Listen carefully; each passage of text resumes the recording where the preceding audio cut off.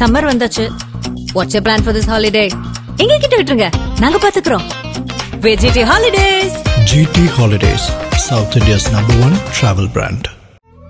தமிழர்களின் #1 choice Tamil matrimony. ஆதரணையர்களுக்கு அன்பு வணக்கம். இன்று நம்மோடு விசிகாவின் இளைஞரணி செயலாளர் திருமிகு மாலின் அவர்கள் உள்ளார். வணக்கம் மாலின் சார். வணக்கம். நலமா இருக்கீங்களா? நல்லா இருக்கு. அதாவது அதிமுக பாஜக கூட்டணி உருவாயிடுச்சு. ஸோ அதனால அதிமுக கூட்டணியில் பாஜக இருப்பதன் காரணமாக விசிகா அதிமுக கூட்டணிக்கு போக முடியாதுன்னு ஒரு ஸ்டேட்மெண்ட்டு. 2 நாளைக்கு முன்னாடி திமுக கூட்டணி பலமா இருக்குன்னு ஒரு ஸ்டேட்மெண்ட்டு. மாறி மாறி தலைவர் ஸ்டேட்மெண்ட் கொடுத்துக்கிட்டே இருக்காரு. என்ன பார்கெனிங் பண்றாரா தலைவர்? அதாவது திமுக கூட்டணியில் அதிக சீட்டு வாங்கணுங்கிறதுக்காக நான் அதிமுக கூட்டணிக்கு போயிடுவேன், அதிமுக கூட்டணிக்கு போறதுக்கு ஒரே ஒரு பிரச்சனையா இருப்பது பாஜக தான் அப்படின்னு அங்க ஒரு ஸ்டேட்மெண்ட். அதிமுக காட்டுறதுக்காக திமுக கூட்டணி பலமா இருக்குன்னு சொல்றதுக்காக இங்க ஒரு ஸ்டேட்மெண்ட். பார்கெனிங் தலைவர் இப்போயே ஆரம்பிச்சிட்டாரா என்ன?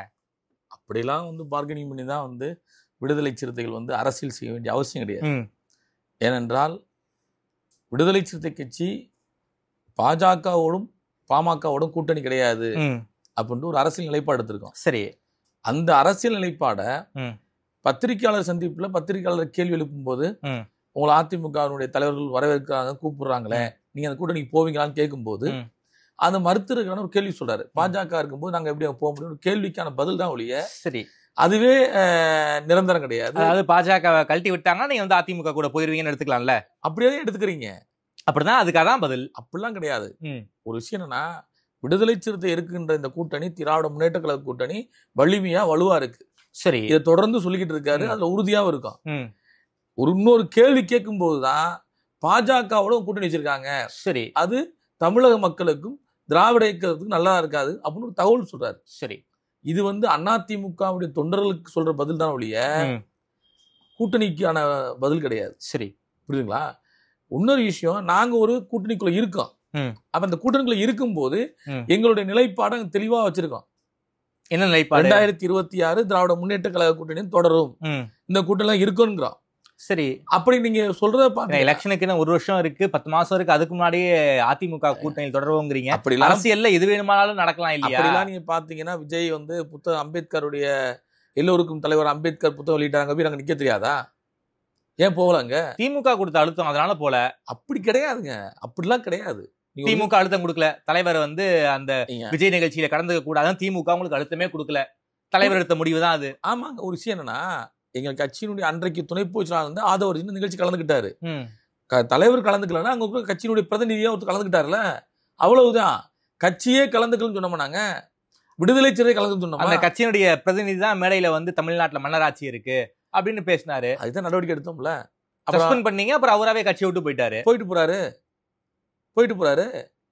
கட்சி நடவடிக்கை எடுத்தா கட்சியினுடைய தலைமை கட்டுப்பட்டு ஒரு தலைமைக்கு சொல்லுக்கீழ் நடைமுறைப்படுத்துறது தான் கட்சியினுடைய 2ஆம் கட்டராக இருக்கட்டும், தொண்டர்களா இருக்கட்டும், எல்லாருடைய வழிமுறை. சரி, அதை மீறி தலைமைக்கு மீறி நீங்க அறிக்கை விடும்போது தானே உங்களுக்கு நடவடிக்கை எடுக்கப்படுது. புரியுது உங்களுக்கு? அது அதுக்குள்ள போக தேவையில்லை. நாம என்ன சொல்லணும்னா, கட்சி தலைவர் எந்த நேரத்துல எந்த முடிவை அறிவிப்பார் என்று எல்லோருக்கும் தெரியும். நாங்கள் ஒரு கூட்டணிக்குள்ள இருக்கிற நிதானமாக இந்த கூட்டணியில 3-4 தேர்தல் சந்திச்சிருக்கோம், உள்ளாட்சி தேர்தல் உட்பட. அப்ப இந்த கூட்டணி தொடரும் என்பதை நாங்க சொல்லிக்கிட்டே இருக்கோம். புரியுதுங்களா? எங்கனாச்சும் தலைவர் சொல்கின்ற செய்திய அத ஊடகங்கள் பெரிதாக்கி பூதகரமாக்கி அத கூட்டணிக்குள்ள குழப்பத்தை எப்படி உண்டு பண்ணலாம் நோக்கத்தோட தான் இருக்கு. சரி, இதான் உண்மை. கூட்டணியில குழப்பத்தை உண்டு பண்றதுக்காக தான் இப்படி எல்லாம் வேலைகள் பாத்துக்கிட்டு இருக்காங்களா? ஊடகங்கள் மேல பழி போடுறீங்களே சார். ஊடகங்கள் பழி போடல, ஊடகங்கள் அப்படி பாக்குறாங்கிறோம். பழி வேற, பாக்குறது வேற. எங்களை ஏன் அப்படி பாக்குறீங்க? இப்ப இதே கேள்விய நீங்க காங்கிரஸ் கேட்பீங்களா? இதே கேள்வியை இடதுசாரி கேட்பீங்களா? இதே கேள்வியை இஸ்லாமிய அமைப்புகள் கேட்பீங்களா? தொடர்ந்து இந்த கூட்டணியில இருக்கீங்களா? நாங்க இருக்கோம்னு சொல்லிட்டு இருக்கும்போது நீங்க மற்றவங்களாம் அந்த கேள்வி கேட்காம எங்க கேட்டீங்க? ஏன்னா நீங்க அதிமுகவுக்கு நீங்க அட்வைஸ் பண்ற டோன்ல பேசுறீங்க. பாஜகவை கழட்டி விடுங்க, நாங்க அதிமுக கூட்டணிக்கு வரோம்னு சிக்னல் கொடுக்குறீங்க. எங்கேயுமே சொல்றாங்க தலைவர் எழுச்சி தமிழர் அவர்கள். சரி, எங்கேயுமே அதிமுகவுடன் கூட்டணிக்கான சிக்னலோ இல்ல ஒரு காம்ப்ரமைஷனோ செய்யவே இல்லை. நீங்க அதை புரிஞ்சுக்கணும். அதிமுக பாஜக கூட்டணி உருவானால் திராவிட இயக்கம் ஒன்று அழிஞ்சு போயின்ற அக்கறையில் சொன்ன செய்திதான் ஒழிய நாங்க அதிமுக கூட்டணி போற செய்தி கிடையாது. சரி, நடந்து முடிந்த நாடாளுமன்ற தேர்தலில் அதிமுக பாஜக கூட்டணி இல்ல, அப்போ நீங்க அதிமுக கூட்டணிக்கு போயிருக்கலாம் இல்லையா? நீங்க அப்ப வலிமைப்படுத்திருக்கலாம் இல்லையா ஒரு திராவிட இயக்கத்தை? ஏங்க நாங்க ஒரு கூட்டணிக்குள்ள இருக்கப்ப இப்படி போக முடியும்? எங்களுக்கு ஒரு கூட்டணிக்குள்ள இருக்கோம், எங்களுக்கான தொகுதி ஒதுக்கீடு பண்ணிட்டாங்க, நாங்க கூட்டணிக்குள்ள இருக்கும்போது நாங்க எதுக்கு போகணும்? ஏங்க ஒரு ஆலோசனை சொல்றது வேற, புரியுதுங்களா உண்டு? இப்ப மதுரையில ஒரு மாநாடு இருக்குது, அந்த மாநாட்டுல 3 அமைச்சர் உட்கார்ந்துருக்காங்க. புருவமுத்தர் மாநாட்டுல அதிமுக முன்னாள் அமைச்சர்கள் உட்கார்ந்துருக்காங்க. அண்ணா திராவிட முன்னேற்ற கழகம்னு ஒரு அமைப்பு வச்சிருக்காங்க, அங்க அண்ணாவை குறை சொல்லி பேசுறாங்க, புரியுதுங்களா? அப்ப உங்களை உட்கார வச்சுக்கிட்டே உங்களை விமர்சனம் பண்றாங்கன்னு சொல்ற செய்தி இருக்குல்ல, அது ஆலோசனை தான். அதே மேடையில உங்க தலைவர் வந்து அண்ணாமலை என்ன பேசினாருன்னு பாத்தீங்களா? என்ன பேசினாரு? ஏங்க ஒரு கோயிலுக்கு போய் ஒரு விபூதி வைக்கிறாரு. அண்ணாமலை சொன்ன அதே டோனை நாளை கேள்வி கேட்க முடியாது. இருங்க, அண்ணாமலை என்ன சொன்னாரோ அதே டோனை என்னால உங்ககிட்ட கேட்க முடியாது. அண்ணாமலை மட்டும் இல்ல, அங்க பேசின எல்லாருமே தலைவர் எழுச்சி தமிழ் பேசினாங்க, புரியுதுங்களா? ஒரு கோயிலுக்கு போறாரு, ஒரு புகைப்படம் எடுக்கும் போது போட்டோ எடுக்கும் போது விபூதியை அழிக்கிறாரு. ஒரு விபூதி அழிச்சு ஒரு குற்றமாங்க? இப்ப நம்ம கோயிலுக்கு போறோம், எதுக்கு கோவிலுக்கு போவானே விபூதி வைப்பானே? அப்படி இல்ல. மதுரையில தமிழ் கடவுள் முருகனுக்கான 2 இடங்கள் இருக்கு. ஒன்று பழமுதிர் சோலை, இன்னொன்று திருப்பரங்குன்றம். இன்றைக்கு திருப்பரங்குன்றம் மலையை வச்சுதான் ஒரு அரசியல் நடந்துட்டு இருக்கு தமிழ்நாட்டுல. அப்ப அங்க போய் ஒரு ஆய்வு பண்ணலாம், அங்க என்ன நடக்குது, அப்படியே சிக்கந்தர் மலை பாட்டு வரலாம். சிக்கந்தர் மலையா? ஆமா, அது திருப்பரங்குன்றம் மலை சார். என்ன சார் சிக்கந்தர் மலைங்கிறீங்க? நீங்களா ஒன்று சொல்லிக்கிட்டா சொல்ற கேளுங்க. அங்க மசூதி இருக்கு, மலையில ஒரு பகுதியில, ஒரு சின்ன பகுதியில தான் மசூதி இருக்கே தவிர அது வந்து திருப்பரங்குன்ற மலை, அது வந்து ஏஎஸ்ஐ கட்டுப்பாட்டுல இருக்கு. அது வந்து சிக்கந்தர் மலை கிடையாதுங்க. இந்து அறநிலைத்துறையிலே வந்து என்ன சொல்லியிருக்காங்க, அது சிக்கந்தர் மலை தான் வச்சிருக்காங்க, புரியுதுங்களா? இந்து அறநிலைத்துறையில இருக்கு. ஏன்னா நான் மதுரைக்காரன், நீங்க மதுரைக்காரர் தாங்க, இல்லன்னு சொல்லவே இல்லை. நான் அந்த இடத்துக்கு பாட்டு வந்திருக்கான். 2வது மதச்சார்பற்ற ஒரு கூட்டமைப்பு இருக்கு, அந்த கூட்டமைப்பு ரொம்ப ஆய்வு பண்ணி தான் களத்தில் நிக்கி வேலை செய்யறாங்க. சரி, இல்ல நான் வந்து அந்த ஜட்மெண்ட் வந்து பிரிவியூ கவுன்சில் ஜட்மெண்ட் வரைக்கும் நான் வந்து படிச்சு பார்த்தேன். அதாவது அந்த மலையை பொறுத்த வரைக்கும் கொடிமரத்துல இருந்து அங்க வந்து ஏதோ சுனை ஒண்ணு இருக்கு போல இருக்கு, அது வரைக்கும் தான் மசூதிக்கான இடம். அந்த மலை முழுக்க முருகனுக்கு சொந்தமான மலைங்க அது. அத போய் வந்து மதுரைக்கு சொந்தமான மலைங்க, நீங்க வேற. அது மதுரைக்கு அது சமணர் படுகைங்க, நீங்க வேற. ஏங்க வரலாறு ஒரு விஷயம் தெரிஞ்சுங்க, அது முருகன் மலைன்னு நீங்க சொல்றீங்க, அது சமணர் படுகை. போதுமா? சமணர் படுகையும் இருக்கு, அங்க மசூதியும் இருக்கு, மேல வந்து சிவன் கோயிலும் இருக்கு. நீங்க முருகன் ஒட்டுமொத்த மலையவே நீங்க வந்து சிக்கந்தர் மலைங்கிறீங்க. நீங்க முருகன் மலைன்னு சொன்னீங்க, நான் சிக்கந்தர் மலைன்னு சொன்னேன். அப்புறம் சமணர் படுகை நான் சொல்றேன், அவன் அங்க இருந்துச்சுங்கிறீங்க. வரலாற்றுல ஒவ்வொரு காலத்திலயும் ஒன்னொன்னு பகுதி உருவாகிட்டு தான் இருக்கும். இது வரலாற்றின் நீட்சி, புரியுதுங்களா? இன்னைக்கு சிக்கந்தர் மலையா இருக்குது, நாளைக்கு கந்தர் மலையா மாறலாம், காதர் மலையா கூட மாறலாம், புரியுதுங்களா? கோர்ட் ஒரு ஜட்ஜ்மெண்ட் கொடுத்துருக்காங்க, இங்க மசூதி இருக்கான மசூதி இருக்கு, இவங்களுக்கான இடத்தை அளந்து கொடுத்துருக்காங்க, அந்த இடத்துக்கான தீர்ப்பையும் வழங்கியிருக்கு, புரியுதுங்களா? அப்ப அந்த மலை எப்படி மசூதி வந்துச்சு? அப்புறம் எப்படி மக்கள் வழிபடுறாங்க? ஒரு நம்பிக்கை இருக்குங்க. கடவுளை வச்சு அரசியல் பண்ணக்கூடாதுங்க. கடவுள் எல்லாருக்கும் பொதுவானவங்க, அது எந்த கடவுளா இருக்கட்டும், எல்லாருக்கும் பொதுவானவங்க தானே. அப்புறம் நீங்க அதை வச்சு அரசியல் பண்ற நோக்கம் என்ன? இன்னைக்கு பாஜக தமிழ்நாட்டுல கடவுளை வச்சு அரசியல் பண்றாங்க, தலைவர் உதிச்சு அழிக்கிறாங்க, முருகன் மலையை சொன்னா அரசியல்.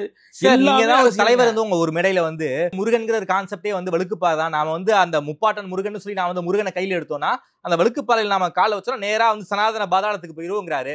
சரி, சனாதன பாதாளத்துக்கு போயிருவோங்கிறீங்களா? அப்ப எதுக்கு முருகன் கோயிலுக்கு போறீங்க? ஆய்வு பண்ண கூடாதா சார்? கோவில் என்ன சார் ஆய்வு பண்ண போறீங்க? ஒரு நம்பிக்கைங்க, மக்கள் நம்பிக்கையா கொண்டாடுறாங்க. உங்க தலைவருக்கு வந்து இந்து மதத்தின் மீது, இந்து கடவுள் மீது நம்பிக்கை இருக்கா? தலைவருக்கு நம்பிக்கை இருக்கா? நம்பிக்கை இல்ல, அப்புறம் எதுக்கு கோயிலுக்கு போறீங்க? நம்பிக்கை இல்லாத இடத்துக்கு எதுக்கு? பெருவாரியான மக்கள் நம்பிக்கையோடு இருக்கும் போது அந்த மக்களுடைய நம்பிக்கை புண்பற்றக்கூடாது, அதை பத்தி ஆய்வு பண்ணி தப்பு கிடையாது. சமீபத்துல பழனி கோயிலுக்கு போனீங்க, சமீபத்துல வந்து அண்ணாமலையார் கோயிலுக்கு போறீங்க, இப்போ வந்து திருப்பரங்குன்றம் கோயிலுக்கு போறீங்க. கடவுள் நம்பிக்கை தலைவருக்கு இல்ல, அப்படி எதுக்கு கோயிலுக்கு போகணும் தான் நான் கேக்குறேன். அது என்னங்க, நீங்க என்னங்க கடவுள் நம்பிக்கை இல்லைன்னா கோயிலுக்கு போக கூடாதா? இது என்ன இருக்கு? இப்ப நான் கோயிலுக்கு போவேன், நான் கோயில்ல சாமி கும்பிடுவேன், குலதெய்வ வழிபாடு கொண்டாடுறோம், அதுக்காண்டி கோயிலுக்கு போக கூடாதுன்னு சொல்ல முடியுமா? ஏங்க பெருவாரிய சமூக மக்கள் கொண்டாடிட்டு இருக்காங்க ஒரு தெய்வ வழிபாடுகளை. சரி, அப்படின்றப்ப நீங்க அந்த நம்பிக்கையை எப்படி கிடைக்கும்? அந்த நம்பிக்கையின் மீது விமர்சனம் வைக்கிறோம், சனாதனத்துக்கு போயிருவோங்கிறோம். அப்படி சனாதனத்துக்கு ரெண்டு குழப்பிக்க கூடாது. ஒரு சனாதனத்துக்கு போறது எப்படின்னா, மூட நம்பிக்கைகள் வேற வழிபாட்டுகளை கொண்டாடும் போது நம்மள அறியாம அதுக்குள்ள மூழ்கிடுவோம். சரி, அப்படின்ற சொல்ற கருத்தான் ஒழிய அதை வந்து நீங்க ஆழமா புரிஞ்சு பேசணும். சனாதனத்தைக்குள்ள மூழ்கிடக்கூடாது, அதுக்குள்ள நீங்க போயிடக்கூடாது. ஒரு கடவுள், தமிழ் கடவுள் முருகனா வணக்கம் கும்பிடுவோம், அதோட நின்றுக்குவோம், புரியுதுங்களா? அதுக்காண்டி அளவு குத்துறது, அதுக்காண்டி பால் குடம் எடுக்கிறதெல்லாம் தவறான நேர்த்தி கடனை கொண்டாடுறது இதுக்கு புரியுதுங்களா? நீங்க சாமி கும்பிடுறது ஒரு வழிபாடுங்க, அது நம்பிக்கை மக்கள்கிட்ட. தமிழ்நாட்டில் பெருவாரி மக்கள்கிட்ட இருக்கு. தமிழர்கள் கலாச்சாரமே ஒன்று வச்சிருக்காங்க. நீங்க வைகாசி மாதம் தானே இது, இன்னும் ஆனி ஆடி வரைக்கும் கொண்டாடுவாங்க. கோவில் திருவிழாக்கள் அதிகமா இருக்கும். இது வழிபாடு கொண்டாடுற காலம் தானே இது, மக்கள் கொண்டாடுறாங்கல்ல, அதுக்கு என்ன செய்ய முடியும்? அதுக்காண்டி ஒட்டு மொத்தமா வந்து தந்தை பெரியார் சொன்ன மாதிரி கடவுள் சொல்லிட்டு இருக்க முடியுமா? மக்கள் இங்க அது அந்த கருத்துக்குள்ள நிக்கிறான், அவனை எப்படி மீட்டெடுக்கணும்? அந்த வழியில போய் தான் மீட்டெடுக்க முடியும். புரியுதுங்களா? அப்போ ஒரு கோயிலுக்கு போறாரு, அந்த இடத்துல போய் ஆய்வு பண்றாரு, அதுக்கான செயல் திட்டம் என்னங்கிறாரு, இதை ஒட்டி என்ன போராட்டம் நடக்குது, என்ன பிரச்சனை நடக்குது அப்படின்னு அந்த கந்தர் காதர் மலைக்கு போறாரு. அங்குள்ள மசூதியில் இருக்க மசூதியோட பொறுப்பாளர் சந்திச்சு பேசுறாரு. அங்க உள்ள எல்லாத்தையும் ஆய்வு பண்ணிட்டு வராரு. இது ஒரு தலைவருடைய கடமை, அவர் வேலை செய்யணும். சரி, மக்கள் பார்ப்பாங்கல்ல, அதையெல்லாம் விமர்சனம் பண்ணிக்கிட்டு இருந்தீங்கன்னா என்ன செய்யறது? எதை விமர்சனம் இருக்குல்ல. மதுரையில முருகர் மாநாடு நடக்குது. ஸோ அதன் காரணமா வந்து நாம வந்து முருகன் கோயிலுக்கு போனா அதை வச்சு வந்து ஒரு லைம் லைட்டை வந்து நாம வந்து தேத்திக்கலாம் அப்படிங்கிறதுக்காக தான் வந்து தலைவர் வந்து கோயிலுக்கு போனா ஒரு குற்றச்சாட்டை எல்லாருமே வைக்கிறாங்க. விடுதலை சிறுத்தையின் தலைவர் எழுச்சி தமிழருடைய அவருடைய ஐடி இருக்குல்ல, ஆமா, இன்றைக்கு சமூக ஊடகங்கள்ல இருக்கிற அத்தனை சோசியல் மீடியாவும் அவருடைய ஐடியை வாட்ச் பண்ணிட்டு இருக்காங்க. எனக்கு தெரிஞ்சு எந்த தலைவருக்கும் வாட்ச் பண்றாங்க இல்லையோ, அண்ணன் எழுச்சி தமிழர் திருமாவளவன் அவருடைய ஐடியா வாட்ச் பண்ணிட்டு இருக்காங்க. என்ன காரணம்? அவர் எப்ப என்ன சொல்ல போறாரு, அதை எப்படி வந்து புதாகரமாக்குறது அப்படின்னு சொல்லி சோசியல் மீடியா நீங்க அது ஒரு வேலையா வச்சிருக்காங்க. சரி, நீங்க மற்ற எந்த தலைவரும் கிடையாது. நீங்க தமிழ்நாட்டுல எவ்வளவோ அரசியல் கட்சி தலைவர்கள் இருக்காங்க, அவங்களுக்கு எல்லாம் வந்து சோசியல் மீடியால என்ன பண்றாங்க எது பார்த்துட்டு இருக்காங்க. நீங்க எடுத்து பாருங்க, சோசியல் மீடியால அண்ணன் எழுச்சி தமிழ் கடிச்சா எழுதிட்டு இருக்காங்க, புதிய அலிஸ்டார் புதிய அலிஸ்டார் புதிய. அது என்னன்னா ஒரு பொது சமூகம் கடவுள் நம்பிக்கை உள்ள சமூகத்திட்ட தவறா கொண்டு திணிக்கிறது, இவர் நமக்கு எதிரானவர் அப்படின்ட்டு. இது எவ்வளவு பெரிய அப்பட்டமான கீழ்த்தரமான அரசியல். எதை எதிர்கொள்ளணுமோ அதை எதிர்கொள்ளுங்க. நாங்க என்ன சொல்லணும்னா, முருகன் மாநாடு நடத்துனீங்க, முருகன் மாநாட்டுல மதுரையில் எவ்வளவு பெரிய கூட்டத்தை கூட்டிட்டாங்களா இந்துத்துவ இயக்கங்கள். மதுரை மக்களே போகல, நீங்க வேற மதுரையில் உள்ள மக்கள் போகவே இல்லைங்க. மதுரை மக்கள் போனா அவ்வளவு பெரிய கூட்டத்துக்கு வந்தது யார் சார்? கேளுங்க, மதுரையில திருப்பரங்குன்ற மலையை வச்சுதான் இந்த முருக பக்தர் மாநாடு நடத்தினாங்க. புரியுதா உங்களுக்கு? அந்த மதுரை மக்கள் குறைந்தபட்சம் 5000 கூட போகல. சரி, இது வந்து நீ போய் இருங்க, வெளியே இருந்து பிக்னிக் ஸ்பாட் மாதிரி அந்த முருகனுடைய அந்த கோவிலை பாக்குறதுக்காக மதுரை மக்கள் வண்டி எடுத்துக்கிட்டு போய் பார்த்தாங்க சார். மதுரை மக்கள் வண்டி எடுத்துட்டு போய் பார்த்தாங்க. அங்க வந்து மதுரை மக்களே இல்லைங்கிறீங்களே, ரொம்ப ஷாக்கிங்கா இருக்கு. சொல்ல கேளுங்க, மதுரையில பெருவாரியான சுற்றுலா தலங்களும் கிடையாது. நீங்க புரிஞ்சுக்கணும், ஒரு கடற்கரையோ ஒரு பெரிய சுற்றுலா தலம் கிடையாது. மதுரை மக்களை பொறுத்தளவுக்கு அவங்களுக்கு எதனாச்சும் ஒரு விஷயம் இருந்துச்சுன்னா, மக்கள் கூடுனானா எல்லாரும் போவான், எல்லாரும் வந்து போவான். ஒரு பக்கத்து வீட்டுக்காரன் போறேன்னு சொன்னா அவனும் கிளம்பிடுவாங்க. இது வந்து மதுரையுடைய நடைமுறை. மற்ற ஊர்ல வந்து அவங்க வேலைக்கு போவாங்க. அவங்க மதுரையில பெண்களோ ஆண்களோ எப்ப நாங்க ஏதோ படம் போட்டிருக்கானா, சினிமா போட்டிருக்கானா, நல்ல படம் வா போவோம், பக்கத்து வீட்டுக்காரன் செலவு பண்ணி படத்துக்கு கூட்டு போவான். இது மதுரையுடைய பண்பாடு. அப்படிதான் இந்த இடத்துல கூண்டாங்க ஒழிய ஏன்னா திட்டமிட்டு அங்க போகணும், அங்க போய் பார்க்கணும்லாம் போகல சார். அந்த பாண்டி கோவில் மைதானம் முழுக்க மனித தலைகள் தான் சார் இருந்துச்சு. பாஜக கூட்டனாலே காலிச்சார் நீங்க கிண்டல் பண்ணுவீங்களே, காலிச்சாரே கிடையாது, முழுக்க முழுக்க மனித தலைகள். அவ்வளவு கூட்டம் ஜே ஜே ஜே ஜேன்னு வந்துகிட்டே இருந்தாங்க. புரிஞ்சுக்குங்க, மேற்கு மாவட்டங்கள்ல இருந்து குறிப்பா வந்து அதிமுக எடப்பாடி பழனிசாமி அவர்கள் ஸ்பான்சர்ல வந்ததுதான் இந்த கூட்டம். மேற்கு மாவட்டத்துல இருந்து நீங்க, நான் சவால் விட்டு சொல்றேன், பாஜக நிர்வாகிகளுக்கு இல்ல பாஜக முன்னணி பொறுப்பாளர்களுக்கு, மதுரையில எத்தனை கலந்து கேளுங்க. ஒண்ணு, தென் மாவட்டத்தில் எவ்வளவு கலந்துக்கிட்டாங்க கேளுங்க. கிடையாது. ஏனென்றால் தென் மாவட்டத்தில் அரசியல் செய்யும் நோக்கத்தோடு தான் வந்தாங்க. பெரிய தோல்வி அடைஞ்சிருக்காங்க பாஜக. இதை நான் அப்பட்டமா சொல்ல முடியும், உண்மையை சொல்றேன். நான் பொய்யெல்லாம் சொல்ல, டிக்கெட்ல சொல்லல. மதுரை மக்கள் 5000 பேர் கூட கொடுத்தது இல்லைங்க. இது பிஜேபியுடைய முன்னணி பொறுப்பாளர் என்னிடம் சொன்ன தகவல். 70,000 சேர் தான் போட்டிருக்காங்க. எத்தனை சேரு? 70,000 சேரு. இதெல்லாம் நான் முன்னணி பொறுப்பாளர் கேட்டு தான் பேசுறேன். நான் சும்மா இங்க டிக்கெட்லாம் பேசல. அந்த அந்த அந்த நிகழ்ச்சியில பங்கெடுத்து கொண்டு பணியாற்றிய நபர்கிட்ட பேசுறேன், கேட்டு பேசுறேன். அப்படிங்கிறப்ப நீங்க ஒரு 70,000 பேர் 80,000 பேர் கூட்ட பிரம்மாண்டமா இருக்கும். விடுதலை சிறுத்தை கட்சி தலைவர் எழுச்சி தமிழர் தலைமையில் திருச்சியில ஒரு பெரிய பேரணி, திருச்சியை சந்திச்சு போனது, பெரிய பேரணி நடத்தினா, லட்சம் பேர் கலந்துக்கிட்டாங்க. எந்த சோசியல் மீடியாவும் எந்த மெயின் ஸ்ட்ரீம் மீடியா காட்டலைங்களே, யாருமே தகவலை வெளியே பத்திரிகை செய்தி கூட இல்லையே, மக்கள் வெள்ளத்தை பக்கம் எடுத்து கூட போடலையே. ஒரு பெரிய பேரணி நடத்தினாங்க 10 நாளைக்கு முன்னாடி, எந்த ஊடகம் பதிவு செய்யலையே. முருகர் பக்தன் மாநாடு மட்டும் ஏன் ஹைலைட் பண்றீங்க? என்ன காரணம்? அப்ப ஆளுங்கட்சிக்கு சொல்லுகின்ற, இந்தியாவை ஆளுகின்ற கட்சி சொல்கின்ற, ஒன்றியல் சொல்கின்ற செய்திகளை ஊடகங்கள் பெருசுபடுத்துறாங்க. 10,000 பேருக்கு உண்ணா 1,00,000 பேர் சொல்றாங்க. புரியுதுங்களா? நான் என்ன சொல்றேன்னா, மதுரையிலே வரலங்கிறேன். இதை பத்தி யாரும் பேச மாட்டாங்க. சரி, மதுரையிலேயே அந்த கூட்டம் வரலன்னா வந்தவங்க எல்லாம் என்ன விண்வெளியில இருந்து வந்தாங்களா? விண்வெளியில இருந்து குதிச்சிட்டாங்களா? பூரா மேற்கு மாவட்டங்கள், ஈரோடு, திருப்பூர், கோயம்புத்தூர், இங்கிருந்து வந்தவங்க தாங்க. நீங்க யாருக்கு மாநாடு நடத்துறீங்க?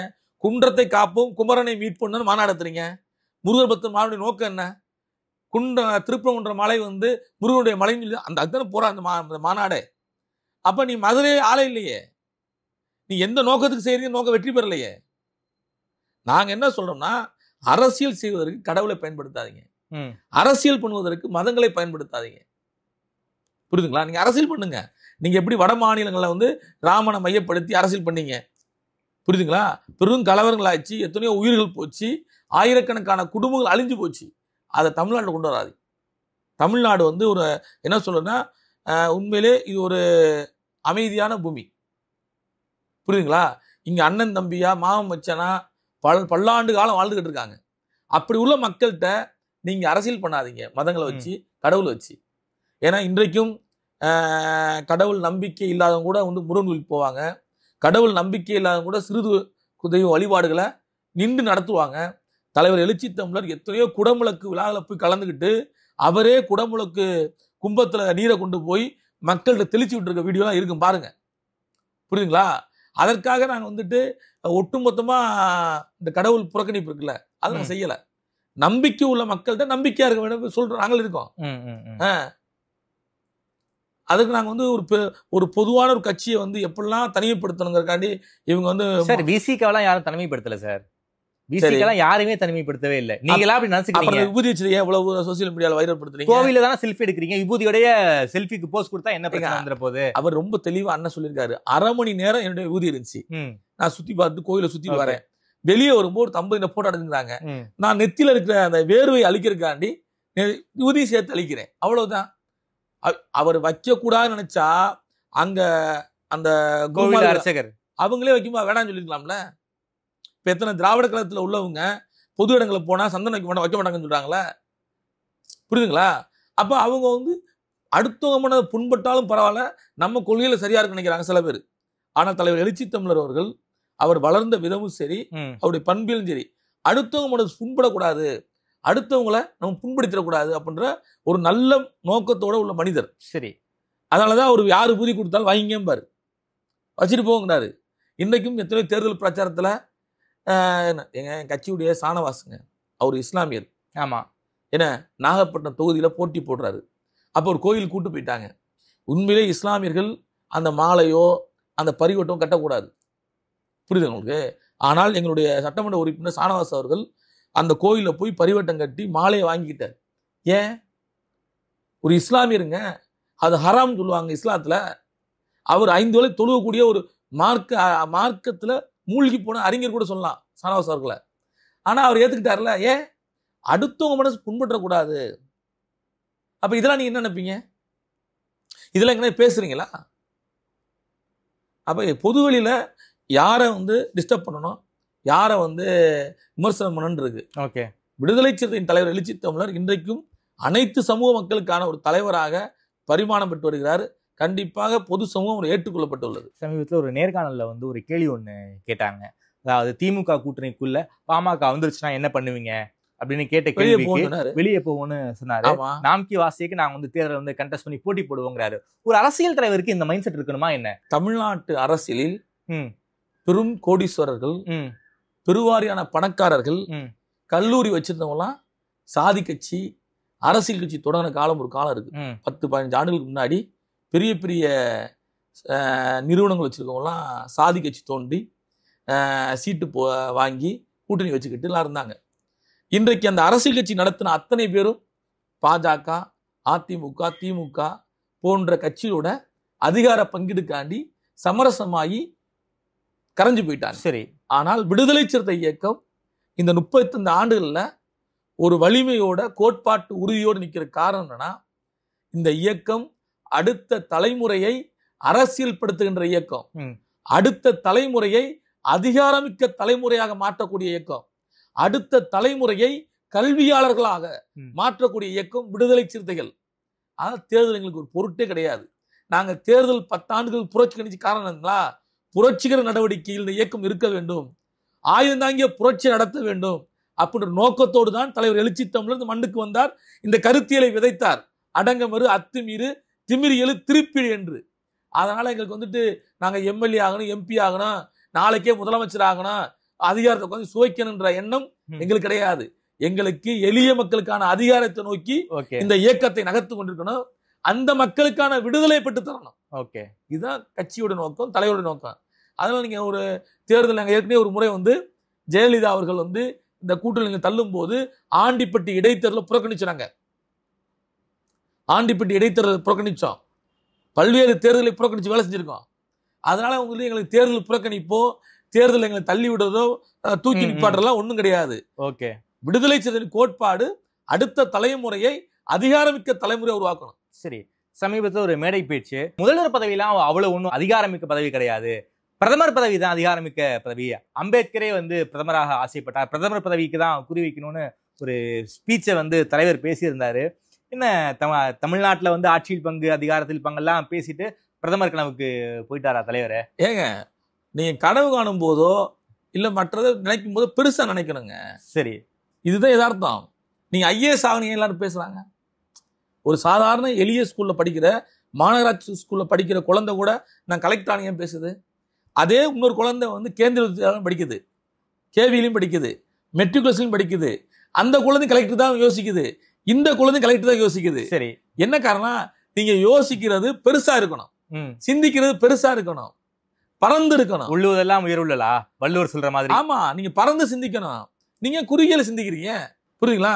அதனால எப்பயுமே வந்து விடுதலை சிறுத்தைகள் பறந்து சிந்திக்க வேண்டும். அது முதலமைச்சரா இருக்கட்டும், பிரதமரா இருக்கட்டும், ஜனாதிபதியா கூட இருக்கட்டுங்க.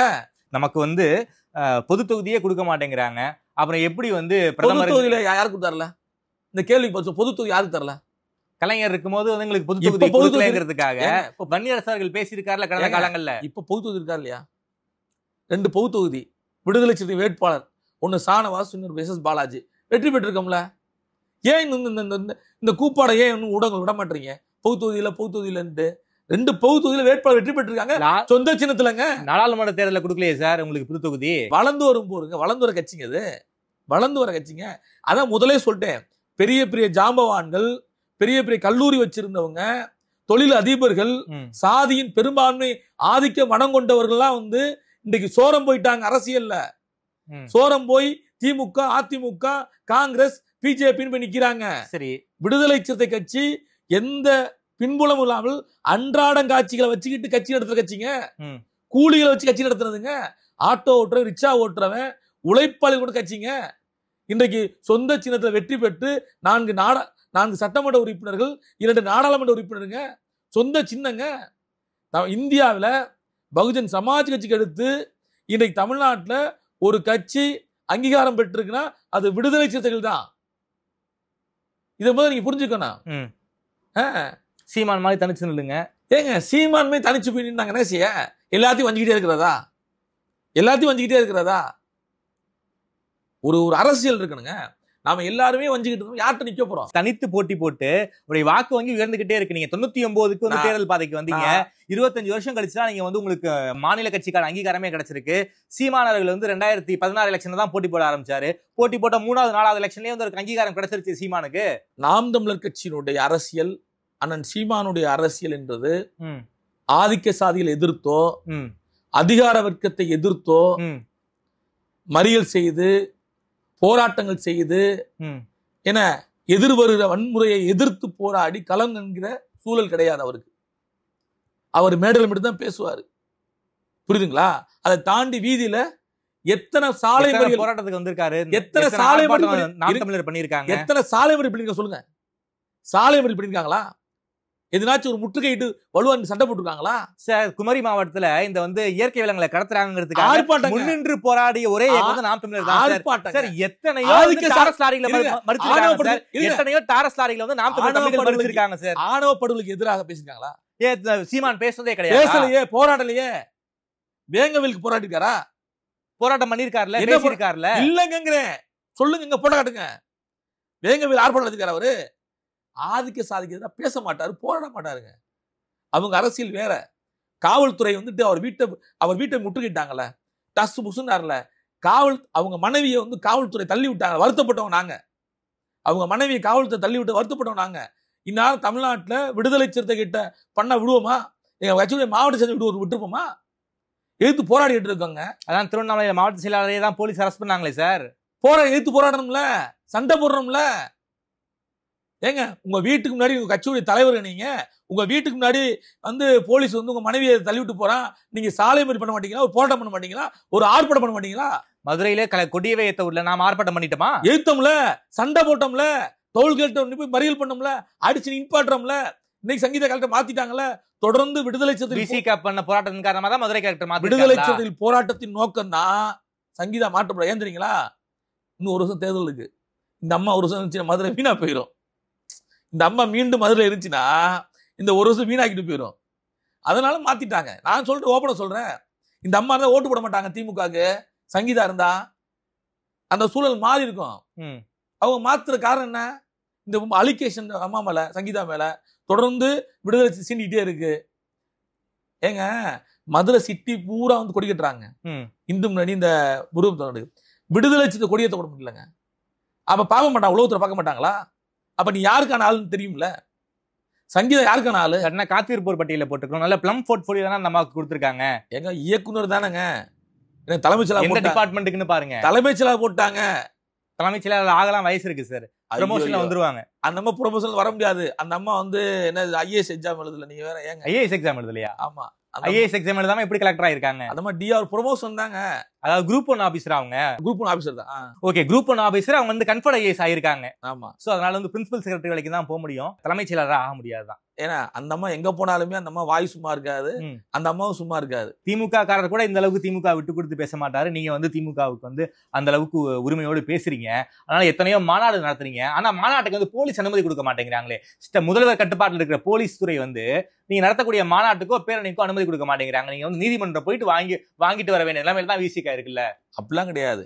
இப்ப நடந்த வகுப்பு திருத்த சட்ட பேரணி வந்து உடனே அனுமதி கொடுத்தாங்க. கோர்ட்டுக்கெல்லாம் போல அனுமதி வாங்கிட்டு நடத்தணும். ஏன்னா பல்வேறு பொதுக்கூட்டங்கள், ஹெலிகாப்டர்ல பூத்து வந்ததுக்கு அனுமதி கொடுத்தாங்களா? அங்க வந்து மருத்துவமனைகள் அதிகமா இருக்கு, அதனால அப்படி ஒரு ஹெலிகாப்டர் அங்க கொண்டு வர முடியாதுன்னு சொல்லி அவங்களே கொடுத்துருக்காங்க, செய்தி. நீங்க ஊடகங்கள் தான் வந்து எப்படா என்னடா கிடைன்னு பாத்துக்கிட்டு இருக்கீங்க. மருத்துவமனை அதிகமா இருக்கிற காரணத்தினால வந்து அங்க ஹெலிகாப்டர் கொண்டு வரக்கூடாது. எளிய மக்கள் கட்சிங்கிறீங்க, ஹெலிகாப்டருக்கு மட்டும் 9 லட்சம் செலவு பண்ணிருக்கீங்களே. ஏங்க, தலைவருங்க அவரு, எங்க தலைவரை கொண்டாடுறாங்க. சரி, எளிய மக்கள் கட்சி தான். ஆனால் எளிய மக்கள் இருந்து ஒரு அதிகாரத்துவம் போகல, பொருளாதார ரீதியா வளர்ந்து வருவாங்கல்ல, அவங்க தலைவரை வந்து கொண்டாட விரும்புறாங்க. அதுக்காக ஹெலிகாப்டர்ல பூத்துலாங்கிறீங்க. தூவலாம், தப்பே இல்லையங்க. ஏங்க, இன்னைக்கு தானங்க செய்யற இந்த வேலையெல்லாம் செய்யறோம். அந்த கட்சி அந்த பணத்தை வந்து கட்சியில வந்து ரொம்ப நலிந்து போன தொண்டர்களுக்கு நீங்க உதவி பண்ணல. அதையும் செஞ்சுட்டு தான் இருக்கிற தலைவர். நீங்க போராட்டங்கள்ல, இறப்பு வீடு, மற்ற துக்க நிகழ்ச்சியில தலைவர் எழுச்சி தமிழ் அங்க உடனே எல்லாத்தையும் கலெக்ட் பண்ணி அவரால் முடிஞ்ச உதவி பண்ணிட்டு தான் இருக்காரு. சமீபத்தில் அந்த மாநாட்டுல இறந்த தொண்டருக்கு வந்து 2 லட்சம் ரூபாய் கொடுத்தாருன்னு நினைக்கிறேன். எல்லா இடங்களையும் வந்து தலைவர் எழுச்சி தமிழர் வந்து ஒருத்தவங்க மருத்துவமனையில் இருக்காங்கன்னா அவர் மருத்துவமனை கார்ல போயிட்டு இருக்கப்பே உடனே போன் பண்ணி கலெக்ட் பண்ணி ஒரு தொகையை கொடுத்து தான் போவார். அவர் விளிம்பு நிலையில வந்திருக்காரு. யாருனாச்சும் அவர் மேல அன்பு செலுத்துறவங்க, ஆர்வமா இருக்கிறவங்க அந்த ஹெலிகாப்டர் கொண்டு நிப்பாட்டணும், இப்படி ஒரு தலைவரை பூ போடணும் அப்படின்ற ஒரு ஆசை இருக்கும். அதனாலதான் ஒழிய மற்றபடிலாம் வந்து இது ஆடம்பரமான கட்சி கிடையாது, எளிய மக்கள் கட்சி என்பதை தொடர்ந்து நிரூபித்துட்டு இருக்கோம். ஓகே சார், ரொம்ப நன்றி சார். தமிழ்நாடு அரசியல் தொடர்பான விசிக தொடர்பான பல்வேறு கேள்விகளுக்கு ரொம்ப வெளிப்படையா பதில் சொல்லியிருக்கீங்க. ரொம்ப நன்றி. நன்றி. ரொம்ப நன்றி.